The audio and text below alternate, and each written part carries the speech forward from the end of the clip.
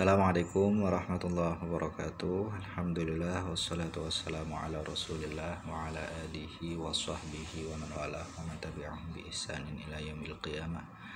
Allahumma faqihna fid din wa 'allimna ta'wil wa aftah 'alaina futuhal 'arifin wa anfa'na bima 'allamtana ya rabbal alamin. Amma ba'd.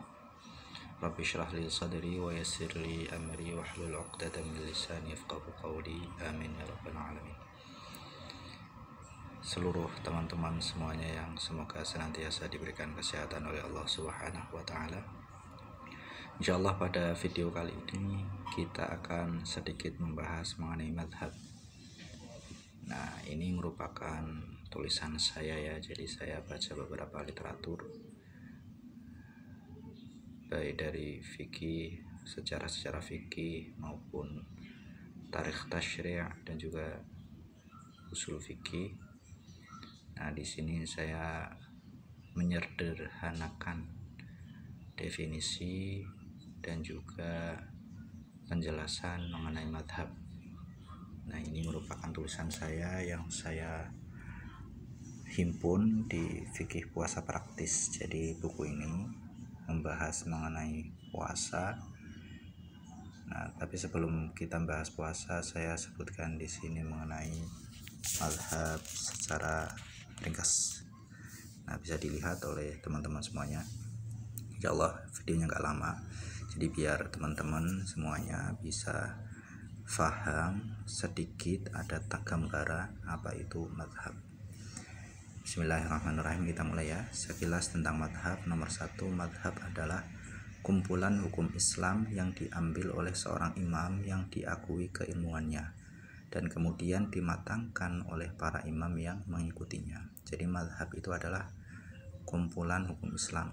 Hukum Islam kan banyak ya, nanti ada ibadah, ada muamalah, ada jinayah, ada ahwal syakhsiyah dan seterusnya, yang diambil oleh seorang imam yang diakui keilmuannya. Jadi yang mana hukum tadi itu diproduksi oleh seorang imam yang memang sudah punya kemampuan memahami dalil-dalil Quran, hadis dan seterusnya sehingga menghasilkan produk tersebut, dan kemudian dimatangkan oleh para imam yang mengikutinya. Kemudian pendapat atau hasil daripada ijtihad seorang imam yang diakui ini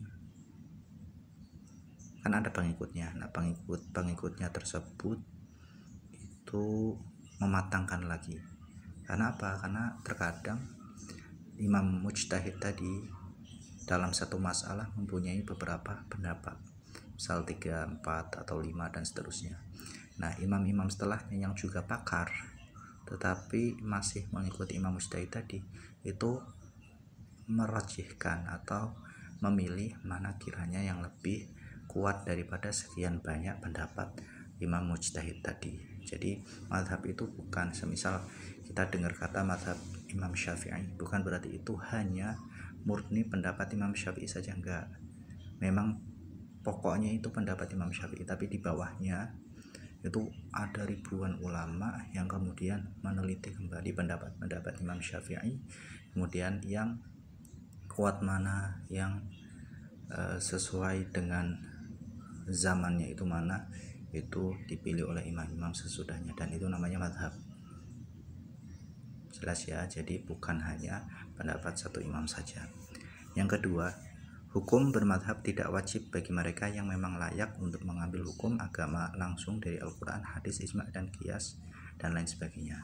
Jadi nggak wajib hukum bermadhab bagi mereka yang punya kapabilitas, punya keilmuan yang mencukupi. Nah, kalau kita bagaimana? Nah, bisa tahu sendiri jawabannya. Nomor 3, karena sulitnya mencapai derajat keilmuan para imam mujtahid. Imam mujtahid itu apa? Imam yang sudah punya keilmuan, punya alat untuk memahami Al-Quran dan Sunnah dan dalil yang lain dengan matang ya. Jadi dulu itu banyak, tapi kalau yang terkenal sekarang cuma 4: Imam Syafi'i, Imam Hambali, Imam Hanafi, dan Imam Maliki. Nah, itu. Maka bagi orang awam wajib mengikuti para imam yang paham masalah agama secara menyeluruh. Ya, kalau kita kan nggak menyeluruh, dikit-dikit doang. Nomor 4, madhab sebenarnya ada banyak sekali, tapi yang berkembang sampai saat ini hanya ada 4, yaitu madhab Syafi'i, madhab Maliki, Hanafi, dan Hambali. Madhab lainnya punah dikarenakan tidak ada murid yang melanjutkan ajaran madhab imamnya, seperti madhab Imam Auza'i, Imam Laits, dan lain sebagainya. Imam-imam ini dikenal juga dengan sebutan mujtahid mutlak. Jadi ada istilah mujtahid mutlak. Mujtahid mutlak itu mujtahid atau imam yang memang benar-benar sudah pakar dalam keilmuan Islam dan mampu atau diakui oleh ulama-ulama yang lain untuk membuat mazhab sendiri. Dan ini tidak banyak jumlahnya, gitu ya. Nomor 5, penisbahan nama mazhab ke nama seorang imam mujtahid, seperti contohnya mazhab Maliki yang dinisbahkan kepada Imam Malik bukan berarti mengikuti pendapat Imam Malik saja. Nah, itu udah saya tebalkan ya, karena ini banyak sekali kesalahpahaman di situ. Tetapi juga mengikuti banyak sekali ulama yang mengikuti metode pengambilan hukum Imam Malik. Jadi setelah Imam Malik itu ada banyak sekali ulama-ulama yang mengikuti pendapat Imam Malik, kemudian memilah lagi mana yang kuat, dan akhirnya menjadi matang, menjadi kumpulan hukum-hukum mazhab Maliki. Jadi Imam Malik adalah pelopor utama metode mazhab Maliki yang diikuti oleh ribuan ulama besar setelahnya, sampai akhirnya mazhab Maliki menjadi matang. Demikian juga terjadi pada mazhab-mazhab yang lain. Nah, kemudian nomor 5, 6, 7, 8 ini mau menjelaskan di mana sih penyebaran mazhab-mazhab tersebut. Nah, mazhab Syafi'i tersebar di negara kita Indonesia ya, Asia Tenggara.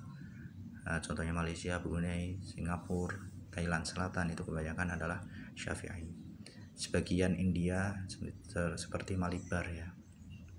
Jadi di India itu ada sebuah wilayah namanya Malabar, dan itu merupakan wilayah mazhab Syafi'i.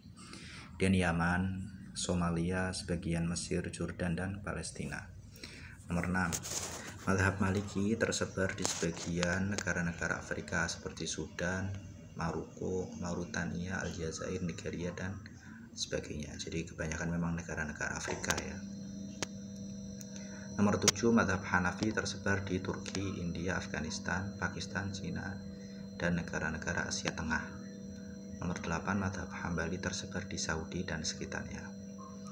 Nah, berdasarkan sensus itu, kalau dihitung yang paling banyak di dunia ini adalah mazhab Syafi'i, kalau berdasarkan perhitungan gitu ya. Tapi kalau menurut beberapa masyayikh yang paling banyak itu adalah Hanafi. Kenapa? Karena mazhab Hanafi ini diikuti oleh umat-umat Islam yang tinggal di negara-negara mayoritas non-muslim tapi jumlahnya banyak. Contohnya Cina, itu jumlah muslim di sana secara fixnya nggak diketahui, karena Cina kan kayak berusaha menutup-nutupi ya. India juga kebanyakan Hanafi. Jadi untuk jumlah pasnya itu berapa, wallahu alam, belum ada yang tahu untuk mazhab Hanafi gitu ya. Jadi memang ada khilaf antara para ulama, paling banyak itu pengikut Syafi'i atau Hanafi, wallahu alam. Nomor 9, ketika kita mengikuti mazhab bukan berarti kita tidak mengikuti Al-Quran dan Sunnah. Nah, ini karena memang ada beberapa saudara-saudara kita yang menganggap kalau kita bermadhab, kita itu tidak mengikuti Al-Quran dan Sunnah, tetapi mengikuti imam gitu ya. Dan lebih baik mengikuti imam apa Rasul. Nah, ini kan sebuah perbandingan yang kurang tepat ya. Rasul dan imam itu tidak bisa disandingkan. Nah, tetapi kita mengikuti Rasul berdasarkan pemahaman para imam ya, karena kita tidak bisa langsung memahami Al-Quran dan Sunnah dan dalil-dalil yang lain secara langsung, karena kita tidak mempunyai keilmuan yang mencukupi itu. Contoh aja, misal kita berobat kita langsung ke orang aja di pinggir jalan, kita bilang tolong obati saya, kan enggak ya kan. Kita harus ke dokter, karena apa? Kita tahu dokter itu punya keilmuan yang mencukupi dan tahu tentang kesehatan kan gitu. Jadi bukan hanya di bidang-bidang lain, di bidang agama juga kita harus tahu mana yang ahli, mana yang enggak. Justru kita tetap mengikuti Al-Quran dan Sunnah dengan pemahaman para imam yang sudah diakui keilmuannya, selama berabad-abad. Bukankah itu lebih aman, ya kan? Kalau kita mengikuti para imam yang sudah diakui keilmuannya, bukankah itu lebih aman daripada kita sendiri aja mikir sendiri, ya.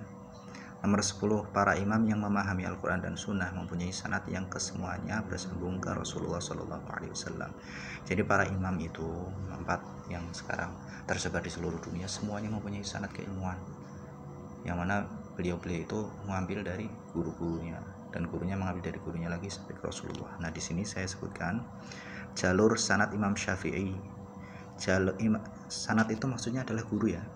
Jadi Imam Syafi'i punya guru, nah gurunya punya guru lagi. Nah, rangkaian antara guru sampai ke Rasul itu namanya sanad. Jalur sanad Imam Syafi'i. Imam Syafi'i mempunyai 2 guru agung, yaitu Imam Malik dan Imam Muhammad bin Hasan. Imam Malik itu pendiri mazhab Maliki, sementara Muhammad bin Hasan itu adalah salah satu imam besar dalam mazhab Hanafi. Jadi Imam Syafi'i itu belajar dari 2 mazhab Maliki dan mazhab Hanafi. Nah, yang pertama, Imam Syafi'i mengambil dari Imam Malik. Imam Malik itu imamnya mazhab Imam Maliki, ya. Kemudian Imam Malik mengambil dari mazhab Imam Nafi'. Imam Nafi' mengambil dari Ibnu Umar, dan dari Ibnu Umar dari Rasulullah. Nah, dari sini berarti menyambung ke Rasul Shallallahu Alaihi Wasallam. Kemudian jalur yang kedua, Imam Syafi'i mengambil dari Muhammad bin Al-Hasan, dan Muhammad bin Al-Hasan mengambil dari Imam Abu Hanifah. Imam Abu Hanifah mengambil daripada Hamad mengambil daripada Ibrahim daripada Alqamah daripada Ibnu Mas'ud daripada Rasul Sallallahu Alaihi Wasallam, ya. Nah, dari 2 jalur sanad di atas jelas bahwa Imam Syafi'i mempunyai guru-guru yang bersambung ke Rasul Sallallahu Alaihi Wasallam. Nah, uniknya mazhab Syafi'i ini adalah muara dari semua mazhab, jadi ada kaitannya. Jadi gurunya Imam Syafi'i kan dari mazhab Maliki dan mazhab Hanafi, sementara Imam Ahmad bin Hanbal itu adalah muridnya Imam Syafi'i. Jadi mazhab Syafi'i itu mempunyai kaitan dengan semua mazhab. Itu luar biasanya, ya. Nomor 11, sebagaimana disebutkan di atas bahwa bermadhab bukan berarti mengikuti satu imam saja, tetapi juga ada imam-imam lain yang ikut mematangkan madhab sehingga pondasinya menjadi sangat kuat. Di antara imam-imam yang dijadikan rujukan dalam mazhab Imam Syafi'i adalah Imam Ghazali pertama, ya, karena Imam Ghazali punya banyak kitab, diantaranya Al-Basit, Al-Wasit, Al-Wajiz, dan Al-Khulasah, dan banyak lagi, ya. Kemudian Imam Rafi'i juga punya banyak kitab, diantaranya adalah Al-Muharrar. Imam Nawawi, ya, ini luar biasa, bahkan kitab-kitab utama rujukan dalam mazhab Syafi'i itu adalah karangan Imam Nawawi, seperti Raudhatul Talibin, Minhajut Talibin, dan lain sebagainya. Imam Ibnu Hajar ini dari Makkah, ya, dari Hijaz, dan beliau punya kitab namanya Tuhfatul Muhtaj. Kemudian Imam Romli ini dari Mesir, beliau punya kitab namanya Nihayatul Muhtaj, dan lain-lain sebagainya. Banyak sekali, bisa dilihat di kitab-kitab yang lebih besar. Nomor 12, bermadhab bukanlah hal baru di dunia Islam. Jadi bukan hal yang baru, ya. Bermadhab sudah ada sejak abad ke-3 Hijriah. Jadi kurang lebih sudah 11 abad umat Islam beragama mengikuti madhab mayoritas yang berkembang di negaranya masing-masing. Jadi ini bukan sesuatu yang baru, ini udah lama. Nah, sebelum abad ke-3 gimana? Nah, sebelum abad ke-3 kan para umat Islam itu mengikuti mujtahid dari kalangan sahabat dan tabi'in, gitu. Karena umat Islam saat itu belum terlalu banyak, gitu, ya. Nomor 13, bermadhab merupakan tradisi para ulama besar sekelas Imam Nawawi. Imam Nawawi itu dari Damaskus, Suriah, pakar fikih, pakar hadis, tasawuf, juga bermadhab Syafi'i. Imam Ibnu Hajar Al-Asqalani, ahli hadis, bermadhab Syafi'i, dan juga imam-imam lainnya. Lantas bagaimana dengan kita? Nah, di situ penjelasan sekilas mengenai madhab yang sudah saya himpun. Semoga bermanfaat. Mohon maaf jika ada kesalahan, bisa di komen semisal ada masukan dari pendengar semuanya. Terima kasih banyak. Mohon maaf jika ada kesalahan. Semoga bermanfaat. Wassalamualaikum warahmatullahi wabarakatuh.